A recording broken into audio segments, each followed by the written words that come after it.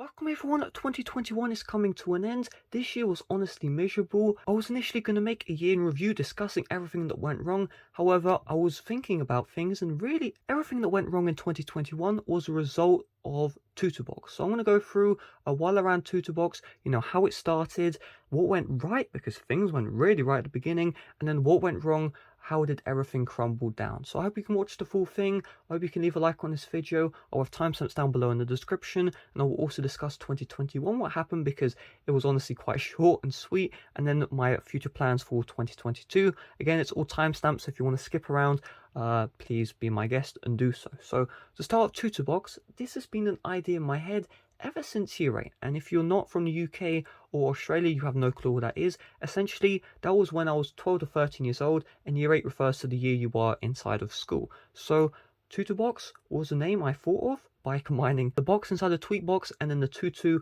part of Tutu app. I just joined those two together. That was the name I thought of a really long time ago because I wanted to start a third-party app store back in year 8. The reality is though, I didn't have the knowledge, nor did I even have a YouTube channel. I think maybe I did. It probably had like 10 to 20 subscribers. Back then my channel was called iOS Tutorial Central. Things were very simpler back then. So a couple of years passed by, and third-party app store ideas always in my head, but there's never really been a good idea to start one. The reason why is because you have Tweetbox, you have VShare, which is no revoke apps. I can't compete with that. You have Ignition, you have AppValley, you have Tutu app. You have a bunch of other third-party app stores. Why would anyone use TutuBox when they can just use Tweetbox or Tutu app, stuff like that? So 2019 hit, and this was when things went downhill. Tutu app shut down their free store. Then eventually Tweetbox shut down, AppValley was hit hard, and Ignition was hit hard. The reason why is because the company behind Hellboy was like, look at those movie apps on your app store. That's the reason why our crappy movie didn't do well. So we're going to sue the hell out of you. So they had to pay a lot of money up. Tweetbox shut down. I don't know why they shut down, and Ignition and AppValley didn't. Clearly the Nash guy isn't very smart. Sorry Nash, but if the other stores are up and you're down, and your store was far larger than theirs, then clearly your lawyers were pretty shit. So let's just say how it is. Tweet apps were dying, right? AppCake kind of revised things because you could sign your own applications. However, the problem is with AppCake is AppCake would always crash. And this happened with all the other third-party app stores because with iOS 13, the tweet apps crashing issue was introduced. However, don't forget, I'm still very passionate about these tweet apps. I was the person, don't forget this, I was the person who found the tweet apps crashing fix back with iOS 13. You can see my tutorials the very first, unless it's already deleted. But anyone in the community can confirm I was the person who did that. Then you had Operation iDroid in December 2020. One of someone in the comment section said, if you turn on Safari while downloading applications, you can actually install revoked applications.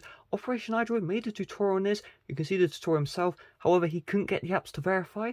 I was the person who got revoked applications fully verified, fully opening, and then also how to unrevoke the applications. That was all thanks to me. Do not forget that, right? So you have the tweet apps crashing fix, then you have opening up revoked applications. Those two things all thanks to me. We had Coconut X. They were using these revoked certificates which you could use. Things were looking bad and things were looking great, and then you had the jailbreak release. You could install the revoked uncovered jailbreak at any time. That was great, and then things started to die even further. Why did they die?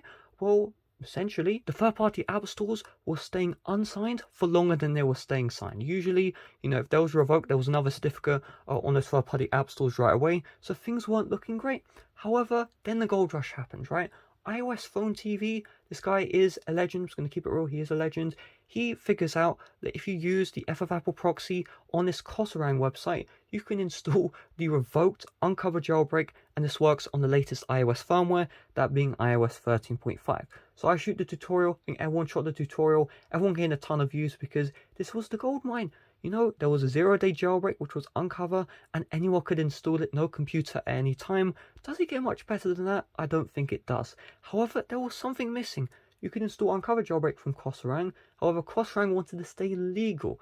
And the problem with that is you can't get your plus applications, you can't get your emulators, even though emulators are legal, they're like a grey area. And that means that there was a void that needed to be filled. So that is when the TutuBox came into action, right? I actually spoke before TutuBox started to all the other third-party app stores, and I told them, do the same thing that Kosorang were doing. However, do it with all the applications on your app store. I spoke to literally all the stores. Not a single one garnered my request. I'm not even joking when I say that either. They were like, oh, maybe we'll do it, or oh, no, we're not interested. They didn't listen. None of them listened. So, you know what? I was like, if they're not going to listen, I'm going to start my third-party app store on my own. Now, here's the problem. I'm not very smart. I'm just going to keep it real here.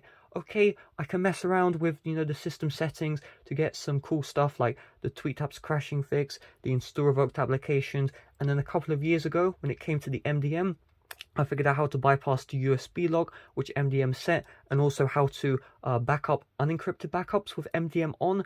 Those things no one else knew. I figured those out myself. However, when it came to stuff like coding, I'm a bit useless, right? I cannot code a Swift application. If you were to tell me do it right now, I couldn't do it. And so I needed some help. So TutuBox wasn't just me, right? I didn't just create it, right?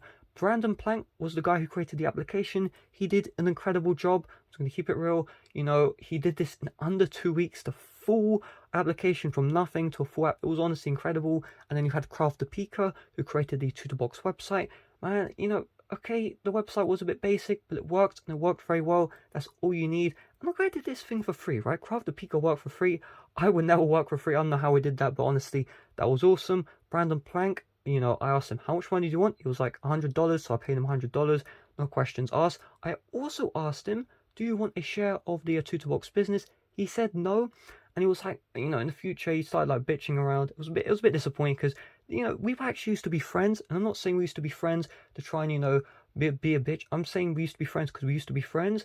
And I really don't know what happened. He never told me. He just blocks me on Twitter. He has 5 Twitter accounts. They all got banned. And every single time he creates a new one, he just blocks me. And all of his friends follow me. But I'm the, you know, it is what it is. Friends come and go. But I found that a bit disappointing because, you know, I really don't know what to tell you. So TutuBox, you have the app, you have the website. However, here's the problem. The app needs a backend in order to function, right? I told Brandon Plank, I got this right. I'm going to create the backend myself. So how will I create the backend? Well, I used my limited Python knowledge. So my computing teacher had taught me Python for, you know, ever since from year 7 to year 11, so around 4 years or so.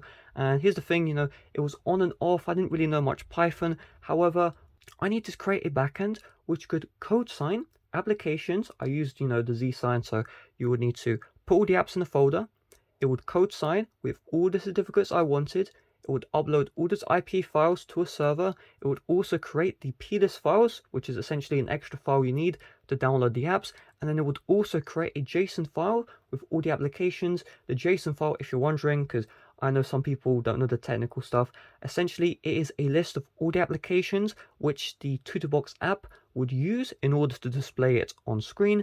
I also needed to create a system where all the image files for the applications would also be taken out of the application as well. So it doesn't sound like too much work, but it was a shit ton of work. I'm just going to keep it real here. And I literally spent 10 hours a day, every single day for the whole 2 weeks. And all I was doing was coding. Looking back at it, you know, okay, I didn't eat a lot of the days that I was coding. However, I learned so much Python in that 2 weeks that I remembered most of that knowledge. And, you know, I've kept on coding for around 6 months or so. I know so much Python that I'm honestly nearly fluent. It's quite impressive. You know, I don't really code that much. I'm not really that passionate about coding. However, the experience that I received from TutuBox was honestly incredible. What it shows is if you have a passion, you can get things done and you can get it done really quickly. So TutuBox launches and, you know, it does well. You have all the YouTubers making the tutorials, and bless all of them. Oh my God.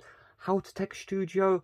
This guy is a legend. Same with Dino Zambas too. Those are the only 2 people I remember because honestly, those guys were just awesome. You know, the applications were working for 2 weeks. That was a record for 2020, just so you are aware. I think, well, I mean, technically Rank beat that. And then all those certificates revoked. Oh, well, what a shame. Well, here's what happens, right? After 2 weeks, there is I don't even know what the certificate names were anymore. I think it was Zyman. Yeah, the Zyman certificate. I've shoved that on TutuBox.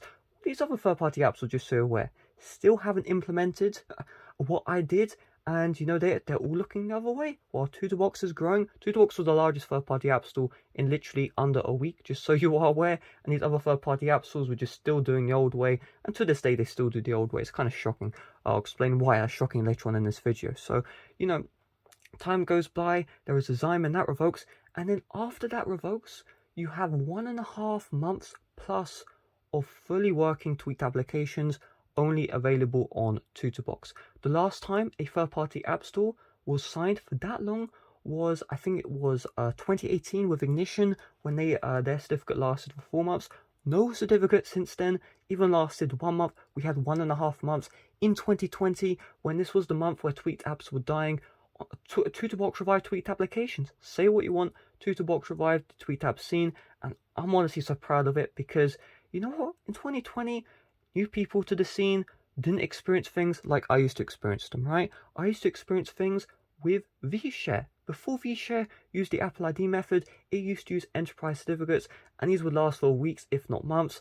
And honestly, guys, I just had so much fun, downloading Plug for PE, Minecraft Pocket Edition, just playing out through vShare, and never really having to worry about revokes. Eventually, the vShare app would crash, the Minecraft would crash, and all you do is just delete it and reinstall it, just like that. Those were the good old days, man. I really miss those good old days, and it honestly felt great to bring those days back to new people who wanted the siloed third-party applications. But unfortunately, not everything lasts forever, because this is when things started to go downhill fast, right? So initially, Apple decides to add the blacklist. So everything gets complicated. Tweet apps crashing, blacklist, they're technically the same thing, but they updated it. So here's the deal, right? Initially, to fix the tweet apps crashing, when it would happen, all you do was factory reset your device. However, what Apple did now is they made it so if an application crashed, you couldn't fix it. A factory reset will not fix the issue. To fix the root cause of the blacklist needed to happen. And guess what?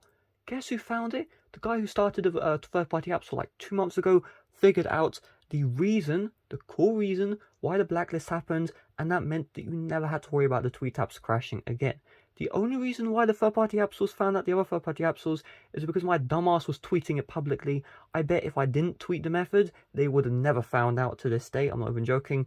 Not every third-party app store is ran by donkeys, but most of them are. They honestly stupid retards. I'm just going to keep it real here.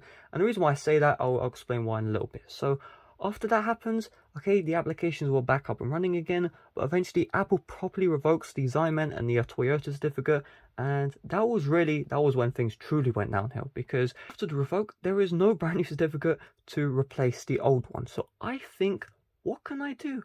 And this was the dumbest decision in my entire life, but I had reasons to do it, and that was to buy signed certificates. Now, guys need to know is all the third-party app stores use free certificates, right? These are free certificates which someone else usually pays for, and then eventually they get leaked and then people use. However, there were no free certificates available, which means you need to pay for one, right? I'm just gonna say this right now. When the third-party apps will say, "Oh, we paid," no, you didn't pay. You're lying, you little bitch. So I actually paid the hefty price for these certificates, and don't think for a second I'm blaming these app stores for not paying, because you don't earn money from them. So I spent, first one was $4,600 for, I can't remember the certificate name, I'm going to keep it real with you, but yeah, it didn't last a week, and let me just tell you this right now, I didn't even earn $1,000, and I spent $4,600 on the certificate. Next, there was another certificate I bought right after. I should have stopped after the first one, okay? You lost $3,000, just keep the losses to yourself, don't continue trying. But the reason why I bought these certificates, guys, people were like, why on earth are you doing it? It's because I didn't want to give in, right? I have created a third-party app store which has the highest uptime of any store, period, right? So I want to keep that going. That's the reason why I kept on buying these certificates. That's the reason why I was just going to keep on buying until, reality kicked in. And reality did eventually kick in. However, that's the reason why I just spend. That's the reason why I lost so much money. It's because I kept on spending, because I didn't want to give in. I should have gave in right after the Zyman was revoked. I didn't, because I spent $3,500 on another certificate, and to be fair, I did sell it for $1,500 to a pan helper, and that certificate didn't even last 3 days. I didn't even earn $600 from that certificate. Then I spent $5,000 on a certificate which was leaked for free under 24 hours after I bought it, and I didn't even sign my store first. And the reason why is because I was just making sure everything was perfect before I signed. Again, the passion I put into TutuBox, honestly, I made sure all the apps were up to date. I created an auto update to make sure all the apps were up to date. I put a shit ton of effort into this store, and man, everything was perfect. and then this happened. Oh my god, like this honestly just crashed my motivation entirely. When that happened, I spent $5 grand on a certificate, which I don't even get to use for 24 hours because it revoked right after. Whew, I was so just, oh, that was terrible. Things did look better though, because this guy, this incredible guy, I'm going to say his name because then the other third-party app stores are going to know who he is. And you know, when it comes to cert leaders, you keep them to yourself. It's like a bargaining chip. And you know, this guy was incredible. I buy a certificate from him. It lasts for 3 weeks. This guy was the good crap. The old guy was selling me certificates right as they were about to revoke. This guy was an honest person. He was selling me certificates right when they're brand new. 3 weeks for a certificate. Oh my god. But the thing is, even though this was a 3-week certificate, I didn't even earn the money back from it. I actually I actually had a loss because it cost $6.5 grand, the certificate. And guess what? I only earned $6,100 in the 3 weeks period. That should have been right there. Stop buying certificates because they don't earn money, right? If the $4,600 certificate, which I lost $3 grand on, wasn't clear enough, or the $3.5 grand certificate, which I lost $1.5 grand on, and the $5,000 certificate, which I lost probably like $4,700 on, and then the $6,500 one, which lasts 3 weeks, the longest really any certificates lasted in recent memory, and that one can't even earn you, what was it? It can't even earn you the $6.5 grand back. That should have been it.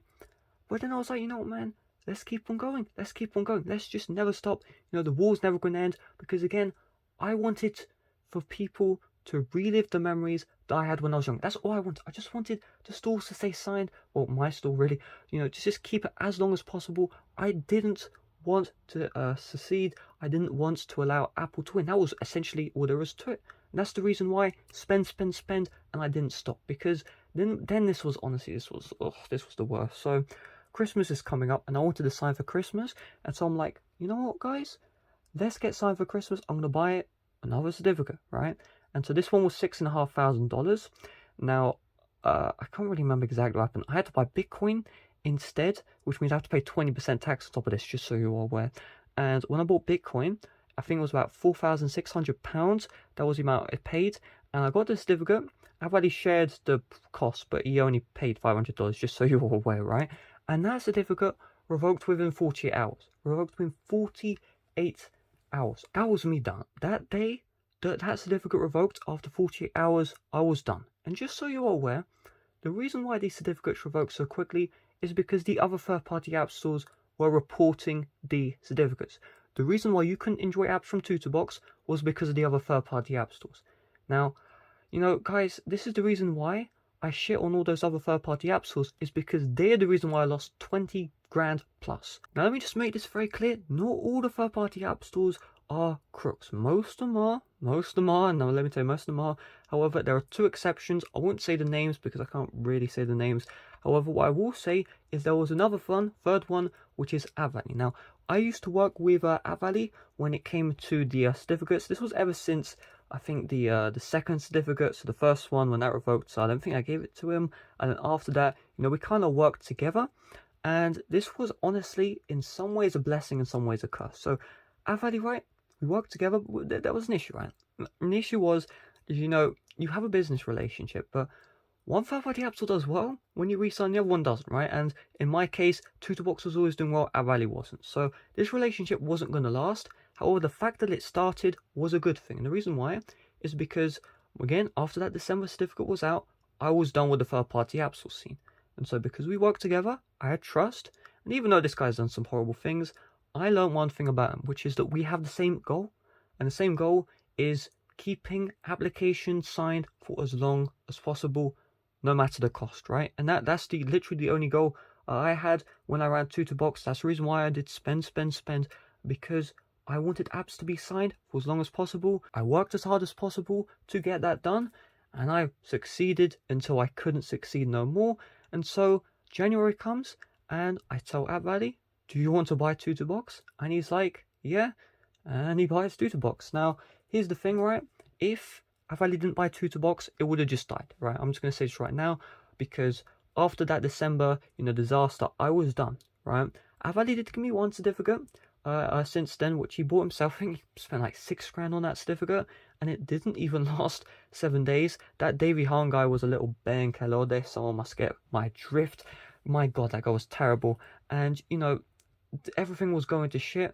Like, things were just not looking good when it came to TutuBox and the certificates. Like, I literally had no money left. I had 20 grand at the start of or the end of October, and in the bank, and then I had 500. So things weren't going too well. So looking at things, selling was the best option. You know, I would have earned more money than the amount I sold to Avadi if I just kept TutuBox. However, at the end of the day, TutuBox didn't just harm my bank account, it also harmed my YouTube channel. Let me just show you something, right? So this is Safari here, and you're going to see monthly gain subscribers, and you know, you're going to see here, you know, Jan 2019, you can see this was when the blow up happened. However, watch this, right? So this is the month TutuBox was launched at the end of the month, and you're going to notice that everything went downhill from here. And the reason why things went downhill when it comes to sub growth, and obviously the views would have went down as well. The reason I can't really show the views graph because I deleted so many videos. You can see the graph doesn't really change that much, but the sub growth you can quite clearly see, you know, is this guy uploading or not. And the reason why this sub growth looks like this isn't because I've been misleading people. No, the reason why is because I focused on TutuBox. All my time was spent on TutuBox, and keeping it real, YouTube earns more than TutuBox. And you know, I was focusing all my time on TutuBox and not YouTube. And so what this meant is my primary source of income was just dying. And then my, you know, secondary source of income, TutuBox, was making me lose money instead of earning money. So I was just screwing myself over. And when I sold TutuBox, man, I was just completely burned out of YouTube. That's why 2021 was such a horrible year, because I had no motivation to upload in 2021. That's why you saw barely any uploads. Things also did get worse though. And the reason why things got worse is because in December 2020, I had to deal with YouTube ramping up their enforcement. So here's how it went, right? Initially, you could monetize the piracy tutorials. Then it went to demonetization, light demonetization. Then it went to, in December 2020, age restriction. Now, if you are following, or if you're not a YouTuber, you probably don't know what happens after age restriction. After age restriction, your video gets taken down. If you get 3 strikes, you lose your channel. When that happened, I was literally shitting myself. I'm just going to keep it real here. And so I deleted, I mean, you can see on the social blade graph here, or I guess you can't see because this website's useless, but I deleted 3 million views, 2.5 million views, something like that, worth of videos. And I was contemplating every single day of 2021 because I was so burnt out from, you know, TutuBox disaster. Do I upload to YouTube anymore? Do I not upload? The answer I decided was no. Literally, I'm not even joking.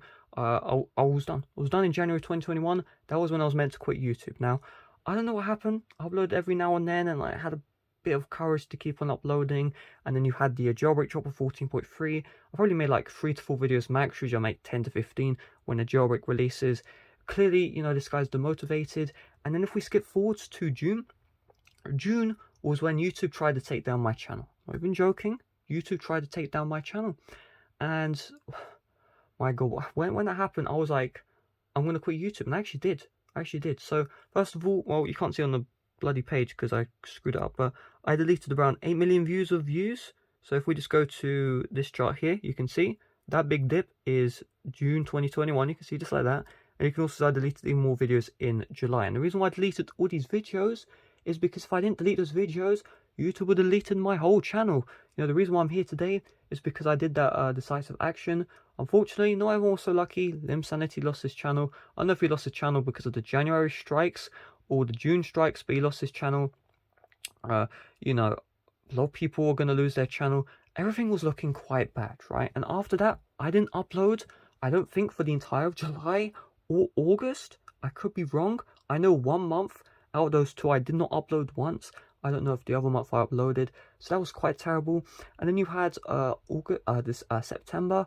And when September came out, I know a little spark came back, right? I was like, man, am I going to let my main channel just die like this? And the answer was yes, until I realized, man, iOS 15 is out. I don't care about iOS 15. I actually don't care about iOS anymore. Why don't I just upload again?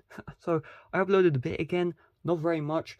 And really, that just stayed the same. Like, I started getting demotivated again. Fugu 14 came out, made a couple of tutorials. Ponto noticed one of the tutorials, he liked it, and he unblocked me on Twitter. That was honestly, that made the year, honestly, keeping it real here. And, you know, things continue. And then December, you know, I'm uploading. I don't even know, was I uploading? I don't think I really was. But December 20th, I was like, man, what am I doing? Does it not hurt to just upload every now and then, keep this as a hobby? And so that's what I've been doing. You know, at the end of the day, I've been tampering with iOS devices since I've been 11, right? My first jailbroken device was the iPhone 5S on iOS 8.3, and that was when I was 11 years old, 2015. I'm born 2004, so if you do the math, 11 years later, I jailbroke my first iPhone 5S on iOS 8.3.